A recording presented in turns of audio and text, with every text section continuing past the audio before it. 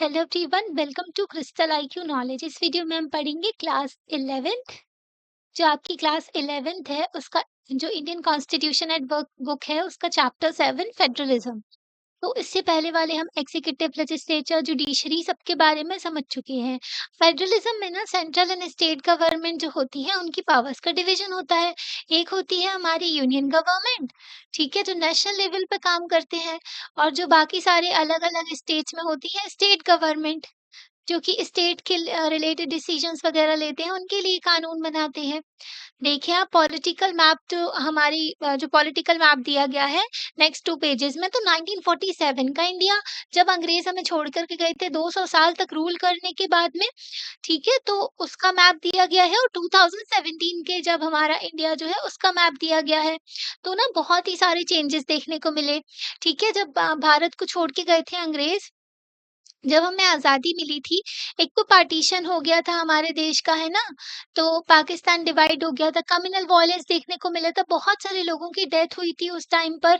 और पॉवर्टी थी, बहुत ज़्यादा गरीबी थी हमारे देश में, और एजुकेशन लेवल भी बिल्कुल डाउन था, तो बहुत सारे चैलेंजेस थे भारत के सामने, ठीक है? तो बाउंड्रीज़ जो है स्टेट्स की, तो ये भी चेंज हुई। तो कई सारे मतलब कि कई सारे चैलेंजेस थे, उसमें से एक भी ये था कि बाउंड्रीज़ किस तरीके से डिफाइन करनी है स्टेट्स की, है ना? कुछ लोग कहते थे कि जो ना रिलीजन के बेसिस पे या फिर ऐसे डिवाइड कर दो, या लैंग्वेज के बेसिस पे डिवीजन कर दें, ठीक है, लैंग्वेज के बेसिस पे कहते थे। और जो जैसे कि अभी गुजरात है वहाँ पर गुजराती बोली जाती है, महाराष्ट्र है वहाँ पर मराठी बोली जाती है, तो लैंग्वेज के बेसिस पे डिवीजन कर दें। पर हमारे जो फ्रीडम फाइटर्स थे, इन जो कॉन्स्टिट्यूशन मेकर्स थे, उनको भी थोड़ा फ़ियर था कि कहीं ये लैंग्वेज के बेसिस से डिवाइड किया तो फिर से इंडिया जो है उसमें जो यूनिटी पे खतरा ना पड़ जाए, क्योंकि रिलीजन की वजह से तो डिवीजन हो ही चुका था। तो टाइम के साथ-साथ बाउंड्रीज़ भी बदली गई जो स्टेट्स की, और नए स्टेट्स भी क्रिएट किए गए, जैसे कि 2000 से जो 2014 में तेलंगाना क्रिएट किया गया था, आंध्र प्रदेश से अलग करके। ओके, 2000 में जो है उत्तराखंड और यूपी जो है उनको अलग किया गया था। बिहार, झारखंड ये नए स्टेट्स बनाए गए थे, है ना? तो कई सारी चीज़ें चेंज होती गईं, और नंबर ऑफ स्टेट भी बदलते गए, जैसे कि अभी जो है हमारे देश में 28 स्टेट्स हैं और 8 यूनियन टेरिटरी हैं। जो जम्मू एंड कश्मीर है उसको यूनियन टेरिटरी बना दिया है। यूनियन टेरिटरी का मतलब हुआ कि वो गवर्नमेंट जो है, सेंट्रल गवर्नमेंट उनके डायरेक्टली कंट्रोल में आती, वहाँ का एडमिनिस्ट्रेशन पार्लियामेंट देखती है। ओके, गवर्नर के थ्रू प्रेसिडेंट के अंदर आ जाता है वो। तो अभी जो है अगर वो 29th स्टेट बन जाएगा, अगर उसको जो स्टेटहुड मिल जाता है, सुप्रीम कोर्ट ने बोला है कि जम्मू एंड कश्मीर को स्टेटहुड देना है, ठीक है? तो फिर कितनी हो जाएँगी हमारे पास, 7 यूटी हो जाएँगी और 29 स्टेट्स हो जाएँगे। इंडिया जो है जब इंडिपेंडेंट हुआ था तब ना बहुत सारी प्रोविंसेस थी, जो कि ब्रिटिश गवर्नमेंट थी, उनके उन्होंने ना ऑर्गनाइज़ की थी एडमिनिस्ट्रेटिव कन्वीनियंस के लिए। तो ना ब्रिटिश थे, उन्होंने भी छोटे-छोटे अलग-अलग डिवाइड करके रखा था ताकि वो ढंग से एडमिनिस्ट्रेशन कर सकें हमारे देश में, है ना? रूल कर सकें। तो प्रोविंसेस मतलब भी स्टेट्स ही होता है। कनाडा में जो स्टेट्स होते हैं उनको प्रोविंसेस कहते हैं। तो प्रिंसली स्टेट जो थे, मतलब कि जिसमें राजा-महाराजा का रूल था, पर वो भी ब्रिटिश के अंडर ही थे। उनको भी मर्ज किया गया हमारे जो न्यूली इंडिपेंडेंट इंडिया में, इंडियन यूनियन में, ओके? अब जब हमारा भारत आज़ाद हुआ था, तो बेसिक सी बात थी कि हमारे यहाँ डेमोक्रेसी आएगी, डेमोक्रेसी होगी तो इलेक्शन होंगे, है ना? इलेक्शन होगा तो ये राजा-महाराजा की पावर्स तो खत्म हो जाएँगी।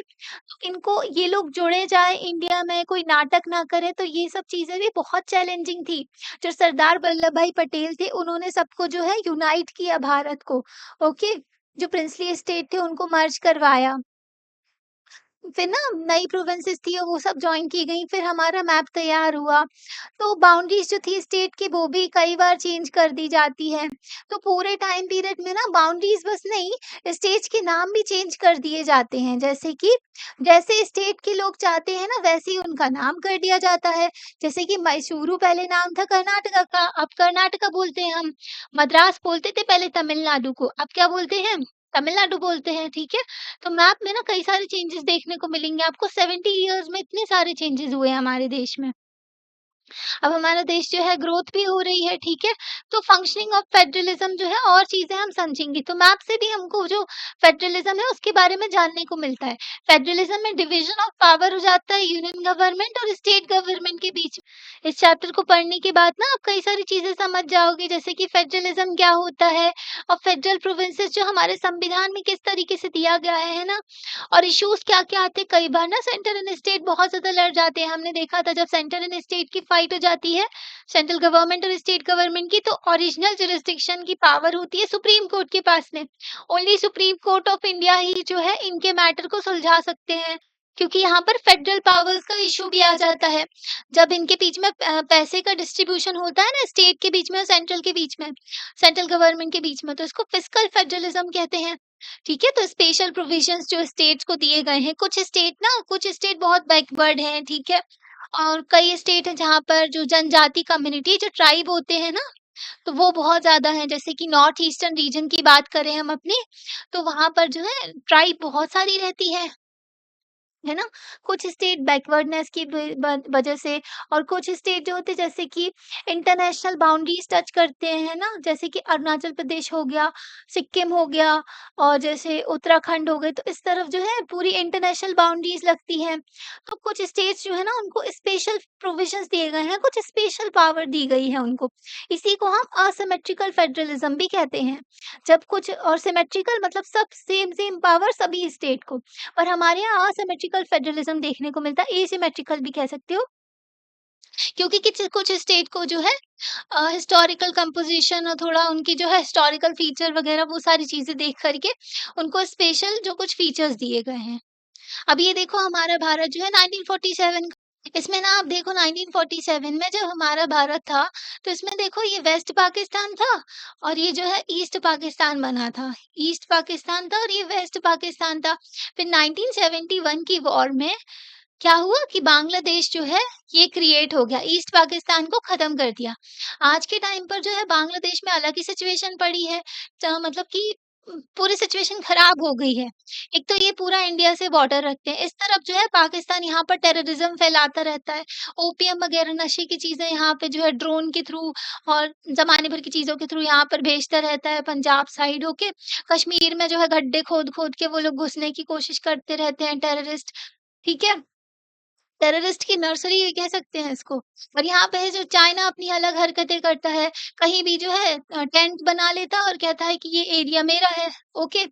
नेपाल जो है चाइना का कार्ड प्ले करता है। अगर उसको इंडिया से फेवर चाहिए पड़ता है ना, चाहिए होता है, तो वो चाइना की तरफ टिल्ट हो जाता है, ताकि इंडिया को जो है अपनी तरफ, मतलब इंडिया का से फ़ायदा ले सके। यहाँ पर ये भूटान दिए गए हैं, ये म्यांमार है, ये म्यांमार में तो जब देखो बर्मा कहते हैं अब, यहाँ पर जो है मिलिट्री रूल ही बना रहता है। बांग्लादेश चाइना की इन्फ्लुएंस में जो आया उसके हाथ पे कटोरा आ ही जाता है। जैसे कि पाकिस्तान को ऑलरेडी कटोरा पकड़ा चुका है, एकदम उनकी इकोनॉमी गड्ढे में चली गई है। श्रीलंका को बर्बाद कर ही चुका है, डेथ ट्रैप पॉलिसी खेलता है। इतना उधार दे देता है, इतना उधार दे देता है कि सामने वाला उधार चुका ही ना पाए। अब बांग्लादेश जो है, ये फिर से पाकिस्तान के इन्फ्लुएंस में आ गया है। इवन जब 1971 की वॉर जो है 93,000 जो सोल्जर्स ने सरेंडर किया था इंडिया के सामने, तब बांग्लादेश का क्रिएशन हुआ था। यहाँ पर बांग्लादेश जो पाकिस्तान की सेना ने बहुत ज़्यादा इनके ऊपर अत्याचार किया था, यहाँ के बंगला लोगों के ऊपर। तो अभी बांग्लादेश फिर से उन्हीं के साइड होता जा रहा है। तो कई सिचुएशन देखने को मिल रही हैं। वैसे तो 1947 की बात कर रहे हैं, फिर ना कई सारे चेंजेस हुए ना, तो यहाँ देखो सेंट्रल इंडिया था, यहाँ पर मध्य प्रदेश बन गया, है ना? तो हमारे देश में कई सारे चेंजेस देखने को मिले। अब ये देखो ये वाला जो पॉलिटिकल मैप है हमारे भारत का, तो आज का भी कह सकते हो आप इसको, है ना? तो यहाँ पर देखो अब इस तरीके का है, ये पाकिस्तान है, ये बांग्लादेश है, नेपाल है, ठीक है, भूटान है, यहाँ पर जो है ये म्यांमार है। ओके, तो अभी देखो कितने सारे स्टेट्स क्रिएट हो गए हैं ना, तो लैंग्वेज के बेसिस पे भी क्रिएट किया गया है स्टेट्स को। तो ये आज के पॉलिटिकल मैप में देखने को मिलता है। अब फेडरलिज्म होता क्या है? यूएसएसआर के बारे में शायद आपने सुना हो, तो यूनियन सोवियत सोशलिस्ट रिपब्लिक, पहले ना इसमें कई सारे देश थे और रशिया इसमें सबसे बड़ा देश था। तो मतलब कि जब 1989 में ना यूएसएसआर का कोलैप्स हो गया, इसमें से कई सारे देश निकले, छोटे-छोटे देश बन गए, जैसे कि सेंट्रल एशियन कंट्रीज़ होती हैं ना, central Asian countries Kazakhstan, Kyrgyzstan, Uzbekistan ये सब भी इसी से निकली, है ना? यूक्रेन भी जो है रशिया से ही निकला था, रशिया का सॉरी जो यूएसएसआर से ही निकला था। तो यूएसएसआर की लेगेसी को कंटिन्यू कौन कर रहा है? रशिया कर रहा है। तो रशिया अभी भी जो है इसको वो ग्लोरी अपनी वापस लेकर के आना चाहता है। जैसे यूएसएसआर उस टाइम पर बहुत बड़ी वर्ल्ड की सुपर पावर माना जाता था, यूएस को ये टक्कर देता था।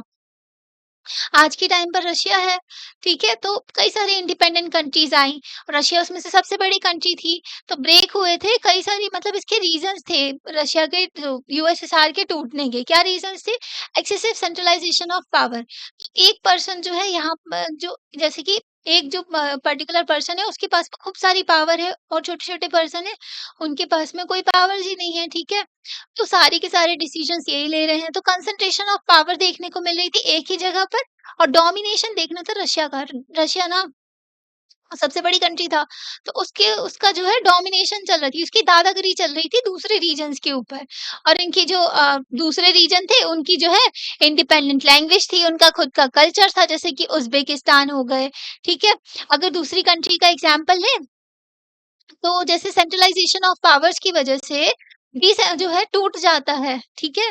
जो जैसे कि यूएसएसआर जो है ये ब्रेक हो गया, तो ये एग्ज़ाम्पल बताया गया है आपको। सम अदर कंट्री जैसे कि स्लोवाकिया, युगोस्लोवाकिया एंड पाकिस्तान भी। पाकिस्तान में भी पूरी की पूरी पावर जो है वेस्ट पाकिस्तान रखा हुआ था और ईस्ट पाकिस्तान जो आज के टाइम पर जो है बांग्लादेश है, उसके पास में बिल्कुल पावर्स नहीं थी। वेस्ट पाकिस्तान जो है ईस्ट पाकिस्तान के ऊपर अत्याचार करता था।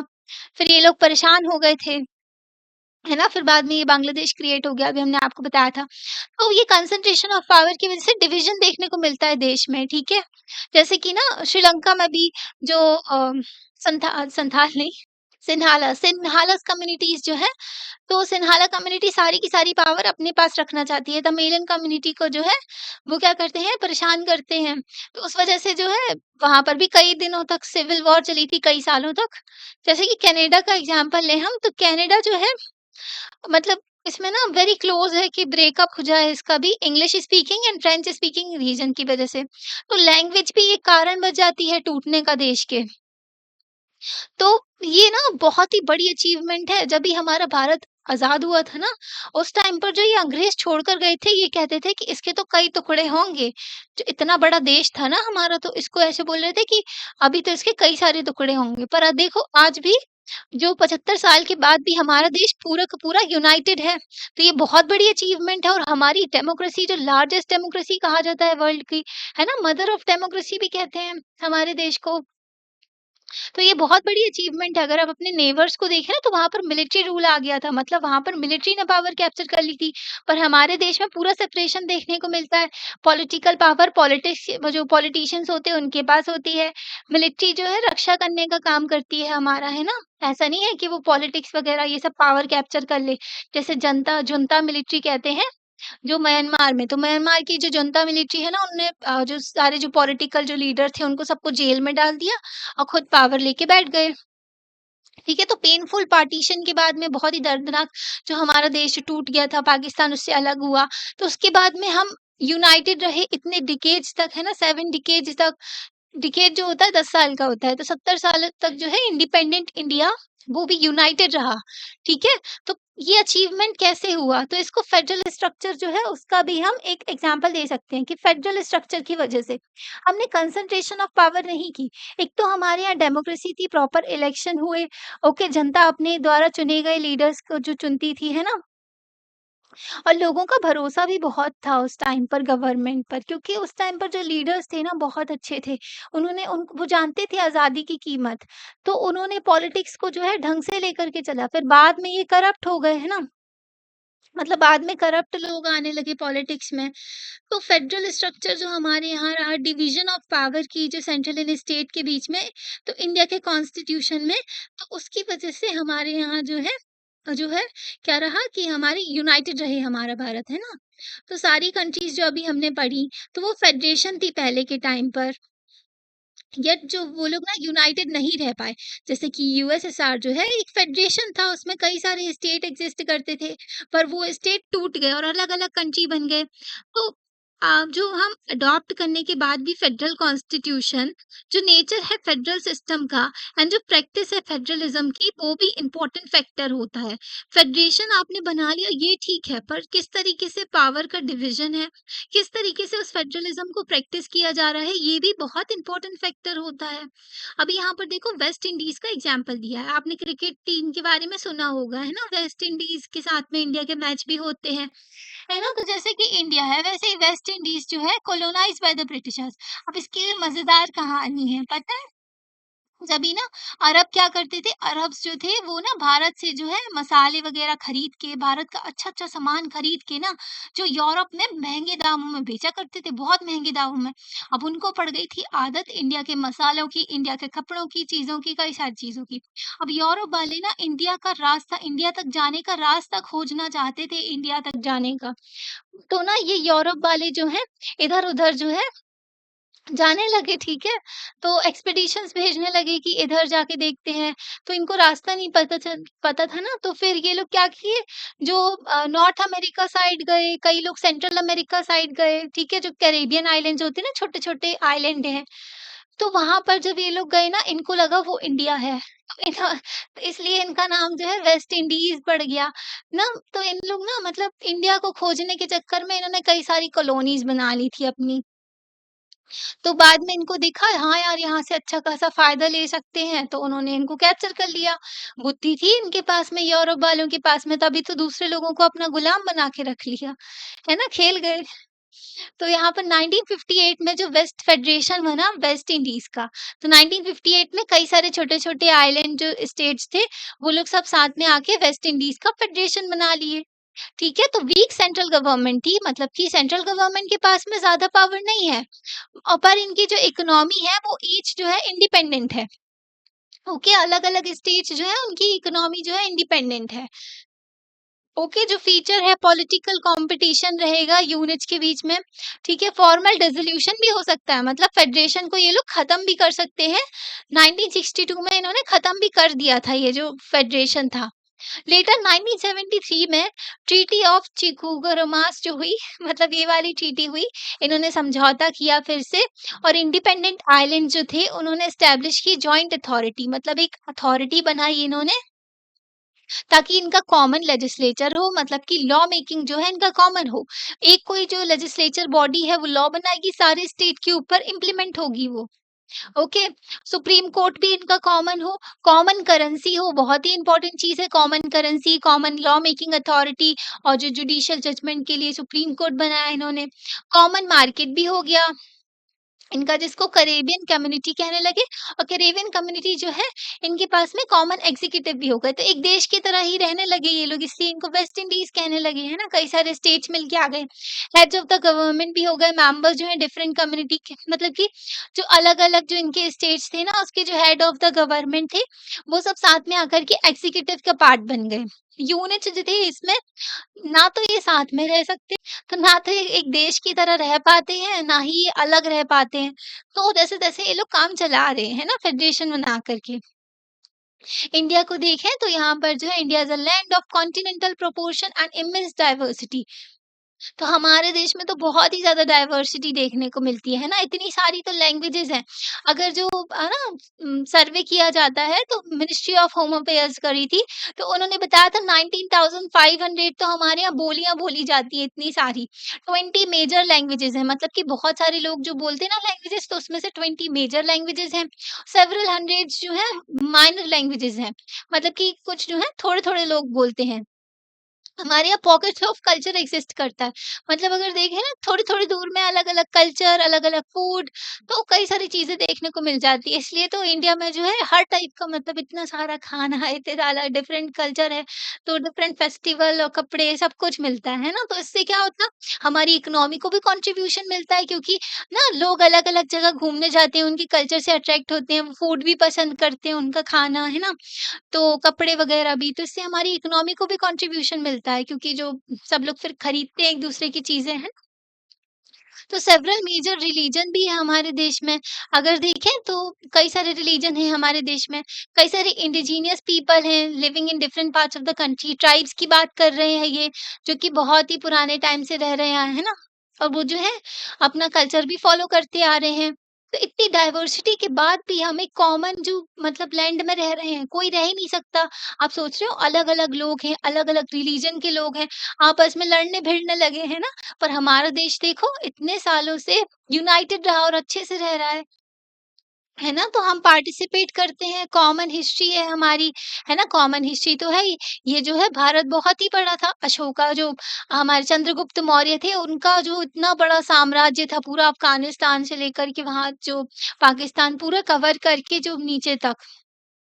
तो देखें तो हमारी कॉमन हिस्ट्री है पूरी, स्पेशली जब हमने भारत के लिए आज़ादी के लिए फाइट करी थी, पूरा देश यूनाइट हो गया था, है ना?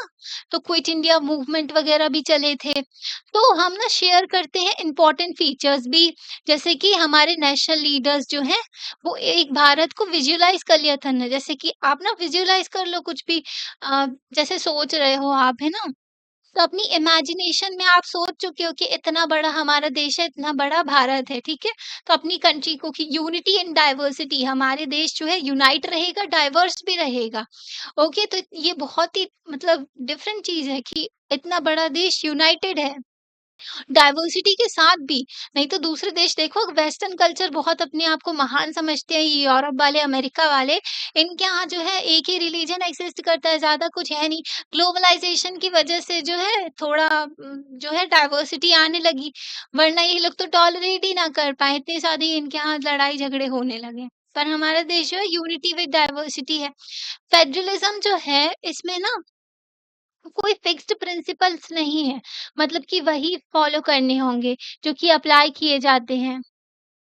सबकी डिफरेंट सिचुएशन हो सकती है, डिफरेंट जो हिस्टोरिकल सिचुएशन जो हिस्ट्री हो सकती है, तो उस हिसाब से हम फेडरलिज्म देखने को मिलता है। फेडरलिज्म अगर प्रिंसिपल के तौर पे देखें, प्रिंसिपल ऑफ गवर्नमेंट के तौर पे, तो ये इवॉल्व हुआ है, तो डिफरेंट सिचुएशन के थ्रू हम समझेंगे फेडरलिज्म को। अमेरिकन फेडरलिज्म की बात करें हम, तो फर्स्ट मेजर अटेम्प्ट था बिल्ड करना फेडरल पॉलिटी, मतलब कि जो डिवीजन किया था जो पावर्स का, डिफरेंट फ्रॉम जर्मन फेडरलिज्म अलग है, इंडिया का फेडरलिज्म अलग है। बस इसमें कॉमन फीचर क्या है, डिवीजन ऑफ पावर्स हो जाता है। ठीक है, तो कई आई की जो की आइडियाज है इसमें, जो कॉन्सेप्ट है एसोसिएटेड है फेडरलिज्म से। ओके, पहले ना फेडरलिज्म जो है एक इंस्टीट्यूशनल मैकेनिज्म देखने को मिलता है, ओके, जिसमें टू सेट्स ऑफ पॉलिटीज होती है। एक तो होते हैं रीजनल लेवल पे, जो लोकल लेवल हो गया ना उस पे, और एक होता है नेशनल लेवल पे, नेशनल गवर्नमेंट हो गई, और एक ये हो गई रीजनल गवर्नमेंट, और इसको स्टेट गवर्नमेंट भी कह सकते हो। ठीक है, जो गवर्नमेंट है उनकी ऑटोनॉमस होते हैं अपने अपने स्पेयर में, ये जो है पूरे देश के लिए कानून बनाएंगे, ये अपने लोकल एरिया के लिए बना देते हैं, है ना? तो फेडरल कंट्रीज जो है इसमें डुअल सिटीजनशिप का भी कॉन्सेप्ट होता है। यूएस में ना 2 सिटीजनशिप चलती है, पर हमारे यहाँ जो है इंडिया में सिर्फ एक सिंगल सिटीजनशिप है। जो कि हमें फ़ील भी करवाते हैं कि भारत का सिटीज़न है हम, है ना? इंडिया के सिटीज़न हैं। पर यूएस में देखें तो 2-2 सिटीज़नशिप चलती है। अब उनका फेडरेशन इस टाइप का है कि उनके यहाँ जो है 2 सिटीज़नशिप दी जाती है। यूएस में ना जो स्टेट्स हैं कभी भी अलग हो के अलग कंट्री बन सकते हैं, पर हमारे देश में ऐसा नहीं है। ठीक है? कोई भी स्टेट इंडिया से अलग नहीं हो सकता है। जो पीपल हैं, जो उनके पास में ना 2 आइडेंटिटीज़ होती हैं, तो मतलब कि मतलब एंड लॉयल्टीज़ भी 2 तरीके की होती हैं। एक तो रीजन के बेसिस पे और एक नेशन के बेसिस पे। यूएस में जैसे कि 2 सिटीज़नशिप हो गई, उनके पास में 2 आइडेंटिटीज़ हो गई। एक तो एज़ अ होल वो अमेरिका की सिटीज़नशिप है, और एक जो है उनका जो स्टेट की सिटीज़नशिप हो गई। फॉर एग्ज़ाम्पल गुजरातीज़ हो गए, है ना, झारखंडीज़ हो गए, तो वो इंडियंस भी कहलाते हैं। पर हमारे यहाँ ठीक है आप कह सकते हो, पर ऐसा कुछ नहीं है कि ये पर्टिकुलर आइडेंटिटी बहुत ज़्यादा मैटर करती है ना? हमारी बेसिक आइडेंटिटी क्या है? इंडियंस हैं हम। हम जो है हमारे देश में कोई पंजाबी हो, कोई गुजराती हो, कोई मराठी हो, ये उतना मैटर नहीं करता है, ठीक है? अगर बाहर हम दूसरे देश में मिलेंगे ना, तो हम किसी उसको पता है कैसे देखेंगे? उसको देखेंगे कि ये भी भारत का है, अरे वाह! मज़ा आ गया, है ना? तो इंडियंस जो है अपनी बेसिक जो है आइडेंटिटी है। ओके, तो ये रीजनल लेवल की आइडेंटिटीज होती हैं अपनी, है ना? ईच लेवल जो है देखने को मिलता है, इसमें पावर्स होती हैं, रिस्पॉन्सिबिलिटीज होती हैं और सेपरेट सिस्टम ऑफ गवर्नमेंट होता है, जैसे कि नेशनल गवर्नमेंट और स्टेट गवर्नमेंट हो गया। तो डिटेल्स दी गई है, डुअल सिस्टम ऑफ गवर्नमेंट जो है, इसमें ना रिटन कॉन्स्टिट्यूशन होता है, लिखा हुआ जो हमारा संविधान होता है, उसमें लिख दिया जाता है भाई स्टेट की पावर इतनी है, यूनियन की पावर इतनी है, ये इस सब्जेक्ट पे कानून बना सकते हैं, है ना? कंसीडर टू बी सुप्रीम, और इसको सुप्रीम माना जाता है रिटन कॉन्स्टिट्यूशन को। और इसी से दोनों जो गवर्नमेंट है ना, उनको पावर मिल रही है। इनके कुछ सब्जेक्ट दिए जाते हैं, केसेस पे ये लोग कानून बना सकते हैं, जैसे कि नेशनल सिक्योरिटी के सारे मैटर्स कौन देखेगा? नेशनल गवर्नमेंट देखेगी, तो ये इनका सब्जेक्ट हो गया। फॉरेन रिलेशन कौन देखेगा? दूसरे कंट्री के साथ में रिलेशन हमारे नेशनल गवर्नमेंट देखेंगे। अब स्टेट जो होगा, पर्टिकुलर स्टेट, उनके यहाँ अलग क्लाइमेट है, अलग उनके यहाँ सॉइल है, तो वो अपने एग्रीकल्चर से रिलेटेड कानून बना सकते हैं, है ना? तो अलग-अलग इनके सब्जेक्ट्स होते हैं, उस हिसाब से वो काम करते हैं। जैसे कि फॉर एग्जांपल भी दिया गया है, डिफेंस और करेंसी से रिलेटेड जो रिस्पॉन्सिबिलिटी है, यूनियन गवर्नमेंट और सेंट्रल गवर्नमेंट की होती है। रीजनल और लोकल लेवल जो मैटर्स होते हैं, रिस्पॉन्सिबिलिटी वो कौन-सी होती है? तो वो रीजनल और स्टेट गवर्नमेंट की होती है, लोकल लेवल से रिलेटेड, है ना? जो स्टेट के अंदर आ जाता है। तो लड़ाई झगड़ा ना हो सेंट्रल एंड स्टेट के जो बीच में, तो इंडिपेंडेंट जुडिशरी भी बनाई गई है। हमारे जो सुप्रीम कोर्ट ऑफ इंडिया है, वो सेटल करते हैं सेंट्रल गवर्नमेंट के बीच में या फिर स्टेट गवर्नमेंट के बीच में कोई भी डिस्प्यूट होता है। जुडिशरी के पास में पावर है कि इनके डिस्प्यूट्स को सॉल्व करे सेंट्रल एंड स्टेट गवर्नमेंट के लीगल मैटर्स में, और इनकी पावर को जो है, जो संविधान में लिखी गई है, उसको बताए, है ना? तो real politics, culture, ideology, history, ये सारी चीजें डिटरमाइन करती है फेडरलिज्म किस तरीके से चलेगा, है ना? जो हमारी जैसे कि एक देश की पॉलिटिक्स, उनका कल्चर, उनकी जिस तरीके की विचारधारा है, किस तरीके से वो लोग सोचते हैं, है ना? तो ये सारी चीज़ें जो है, हिस्ट्री उनकी कैसी रही है, तो ये सारी चीज़ें जो है अ, इसकी वजह से ही जो फेडरेशन किस तरीके से काम करेगा, वो चलता है। तो culture of trust, cooperation, mutual respect, restraint and helps, ये सारी चीज़ें जो है हेल्प करती है फेडरेशन को कि वो ढंग से काम कर सके। जैसे कि ट्रस्ट होना, ठीक है? सेंट्रल एंड स्टेट गवर्नमेंट को ट्रस्ट है कि उनके बीच में अगर लड़ाई झगड़ा होगा, तो जुडिशरी उसको सुलझा देगी, कॉन्स्टिट्यूशन सुप्रीम है, ठीक है? अगर जो है सेंट्रल गवर्नमेंट स्टेट की पावर को खींचेगी, तो स्टेट जो है जुडिशरी के पास चला जाएगा, तो ये क्या है? ट्रस्ट ही तो है। कोऑपरेशन, दोनों साथ में मिलके काम भी करते हैं। एजुकेशन जो है कॉन्करेंट लिस्ट में आता है हमारे देश में, जिसमें सेंट्रल गवर्नमेंट और स्टेट गवर्नमेंट दोनों कानून बना सकते हैं, है ना? तो इस पे कोऑपरेट करना, रिस्पेक्ट भी करना एक दूसरे की, उनके पावर्स की। ओके, तो इससे क्या होता है, हमारा फेडरेशन जो है ढंग से काम कर पाता है, और अपने-अपने एरिया में रिस्ट्रिक्ट होके भी रहना, है ना? इस तरीके से काम भी करना, दूसरे के एरिया में इंटरफेयर नहीं करना। तो पॉलिटिकल पार्टीज़ जो हैं, वो भी डिटरमाइन करती हैं कॉन्स्टिट्यूशन ढंग से काम करेगा कि नहीं, ठीक है? तो आप देखो ना, तो संविधान अच्छा या बुरा नहीं होता, जो उसको इम्प्लीमेंट करने वाले होते हैं ना, जो जो इंसान होते हैं, उनकी मंशा अच्छी होनी चाहिए, तो वो सब कुछ अच्छा ही करेंगे। ओके, तो वो मैटर करता है। कितना भी अच्छा संविधान बना लो, अगर इंसान खराब है ना, तो वो कुछ ना कुछ गड़बड़ कर ही देगा। तो कोई सिंगल जो यूनिट है या फिर स्टेट है, या फिर लैंग्वेज का जो लिंग्विस्टिक ग्रुप है, कोई पर्टिकुलर जो है लैंग्वेज बोलते हैं, या फिर कोई विचारधारा को वो बहुत ज़्यादा मानते हैं, जैसे कि गांधी जी की विचारधारा क्या थी? नॉन वायलेंस थी, है ना? वो बिल्कुल भी वॉयलेंस नहीं चाहते थे, है ना? तो ऐसे ही कई सारी विचारधारा होती है। कैपिटलिज़्म की होती है कि गवर्नमेंट को कम काम करना चाहिए, ठीक है? जो मार्केट है वही सब डिटरमाइन करेंगे, कॉम्पिटिशन चलना चाहिए, है ना? गवर्नमेंट को अपने दायरे में रह के कम काम करना चाहिए। तो कैपिटलिज़्म की ये होती है। कम्युनिज़्म जो होता है, तो उनकी विचारधारा अलग अलग होती है कि जो है गवर्नमेंट को ज़्यादा काम करना चाहिए, है ना? तो ये कई सारी आइडियोलॉजीज़ होती हैं, ये भी आपको समझाएँगे, ठीक है? आपके चैप्टर्स में आएगा तो।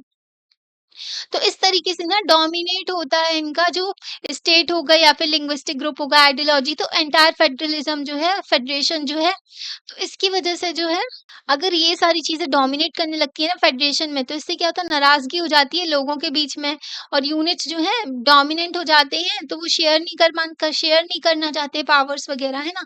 लैंग्वेज के बेसिस पे भी लोग लड़ने लगते हैं, आइडियोलॉजी अगर अलग अलग है तो उस पर भी लड़ने लगते हैं। तो इन सिचुएशन की वजह से जो क्या होता है कि डिमांड्स जो होती है सेसेशन की, तो वो लोग क्या अलगाव की जो अलग होने की डिमांड करने लगते हैं।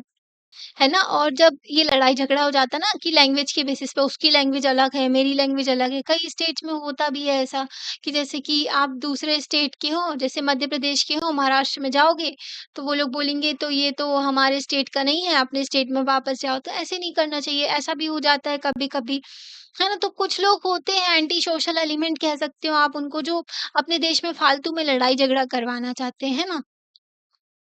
तो जो परेशान हो जाते हैं ना जो लोग तो इसकी वजह से क्या होता है सिविल वॉर्स भी हो जाती है। हमने श्रीलंका का एग्ज़ाम्पल दिया था आपको, सिन्हालास कम्युनिटी है और तमिलियन कम्युनिटी है वहाँ पर, तो इनके बीच में भी लड़ाई हो जाती है। सिन्हालास जो हैं, ये सिन्हालीज़ लैंग्वेज बोलते हैं, तमिल जो है तमिलियन लैंग्वेज बोलते हैं। कई सारी कंट्रीज़ जो हैं उनके यहाँ जो है ऐसी सिचुएशन बनती है तो उनका तो देश भी टूट जाता है ना? तो यहाँ पर देखो न्यूज़पेपर की कटिंग दी गई है। तो पता क्या होता है गवर्नर का अपॉइंटमेंट कौन करते हैं? गवर्नर जो होते हैं जो नाम के हेड होते हैं जैसे कि प्रेसिडेंट होते हैं ना नेशनल लेवल पे नाम के हेड, वैसे ही सिर्फ़ गवर्नर भी नाम के लिए हेड होते हैं। किसके? स्टेट्स के। तो जैसे ही कोई गवर्नमेंट पावर में आती है, तो वो सारे स्टेट्स के गवर्नर चेंज कर देती हैं, ठीक है? कोई भी गव जैसे कि अभी इलेक्शन हुए, गवर्नमेंट आई पावर में, उन्होंने गवर्नर चेंज कर दिए।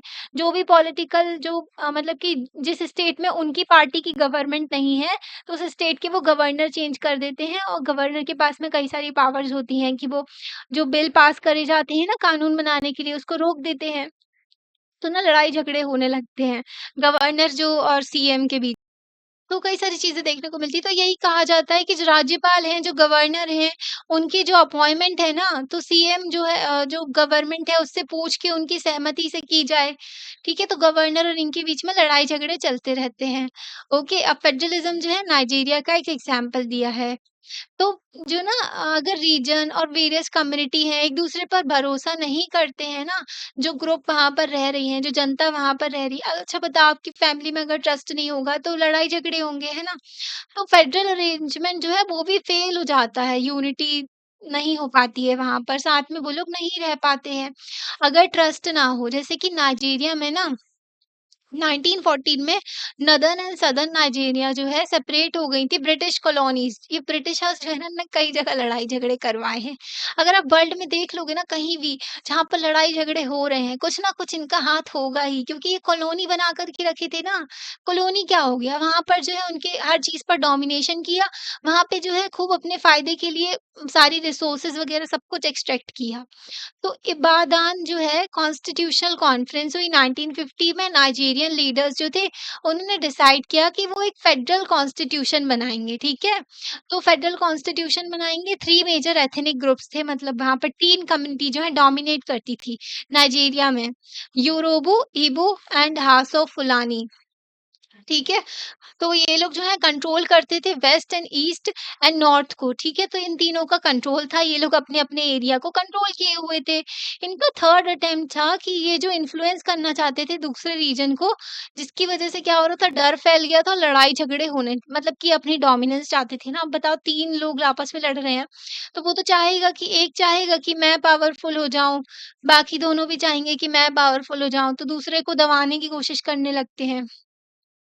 इसकी वजह से क्या हुआ मिलिट्री रिजीम हो गई मतलब कि मिलिट्री ने कब्जा कर लिया पावर पे।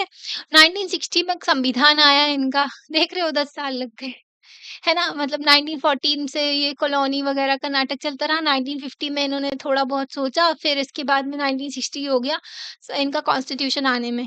तो both federal and regional government बनाई, इन्होंने कंट्रोल किया रीजनल पुलिस को। तो अब इनके यहाँ क्या बन गई नेशनल गवर्नमेंट और जो स्टेट गवर्नमेंट बन गई, ठीक है? तो मिलिट्री जो सुपरवाइज्ड कॉन्स्टिट्यूशन था ऑफ 1971 तो कोई भी स्टेट था उसको अलाउ नहीं था कि उसकी कोई भी सिविल पुलिस हो। तो मिलिट्री का कब्ज़ा हो गया था ना, तो मिलिट्री के अकॉर्डिंगली जो उन्होंने संविधान उनके हिसाब से चल रहा था, तो 1979 में उन्होंने क्या किया, किसी भी स्टेट की कोई भी सिविल पुलिस नहीं होगी। अगर पुलिस होगी तो फिर वही है ना कि ये लोग जो है बगावत वग़ैरह ना कर दें, है ना? तो डेमोक्रेसी जो है डेमोक्रेसी मतलब देखो 1999 लग गए, इतने साल के बाद इनके यहाँ डेमोक्रेसी आई। 1950 में ये लोग जो हैं इन्होंने फेडरल कॉन्स्टिट्यूशन बनाना सोचा, 1960 में आया। मिलिट्री का जो कंट्रोल हो गया, अफ्रीका में ना कई सारी कंट्रीज़ हैं, वहाँ पर जो है सेल्फ इंटरेस्ट के बेसिस पे लोग क्या करते हैं, मतलब इतना इतना इतना लालची हो जाते हैं कि वो एक बार पावर में आ गए तो गद्दी छोड़ते ही नहीं है। आखिर में फिर मिलिट्री रूल हो जाता है और डेमोक्रेसी जो है फिर रोने लगती है, डेमोक्रेसी बचती ही नहीं है। तो 1999 में कई सारे रिलीजियस डिफरेंसेस थे यहाँ पर, ठीक है? डेमोक्रेसी आ गई पर इनके यहाँ जो है रिलीजियस डिफरेंसेस थे, तो इस फिर से कॉन्फ्लिक्ट हो गया, है ना? फिर क्या हुआ? तो कॉन्फ्लिक्ट किस वजह से हुआ कि कौन जो है रेवेन्यू जो मतलब इनके यहाँ क्या होता, जो अफ्रीका में ना कई सारे तेल के भंडार हैं, तो तेल जो निकलता है, ऑयल रिसोर्सेज़ ज़मीन से निकालते हैं ना, तो किसके पास में कंट्रोल रहेगा? पैसे का, रेवेन्यू का, है ना? तो ये जो है अभी भी प्रॉब्लम चली आ रही है नाइजीरियन फेडरेशन में, पैसे की वजह से कि ऑयल रिसोर्सेज़ हैं।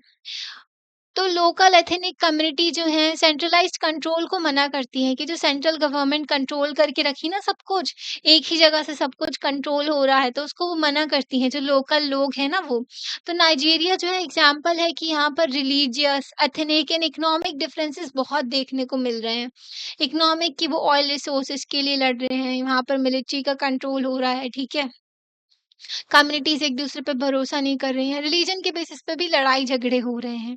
है ना? फेडरलिज़्म जो है इंडियन कॉन्स्टिट्यूशन का, तो ये बहुत ही इम्पोर्टेंट है आपके लिए क्योंकि ये अपने देश की बात कर रहे हैं। बेसिक चीज़ आपको अपने देश के बारे में सब कुछ पता होना चाहिए, थोड़ा-थोड़ा ओवरव्यू हर कंट्री के बारे में। मतलब दूसरे रीजन्स के बारे में रख सकते हो, पर अपने देश के बारे में आपको सब कुछ पता होना चाहिए। तो यहाँ से ना हम सेकंड पार्ट में पढ़ेंगे, तो आप जो है सेकंड पार्ट देखना, ओके? तो आपको लेक्चर कैसा लगा आप लाइक करके बता सकते हो, चैनल को सब्सक्राइब भी कर सकते हो और अपने फ्रेंड्स के साथ में शेयर भी कर सकते हो। Thank you.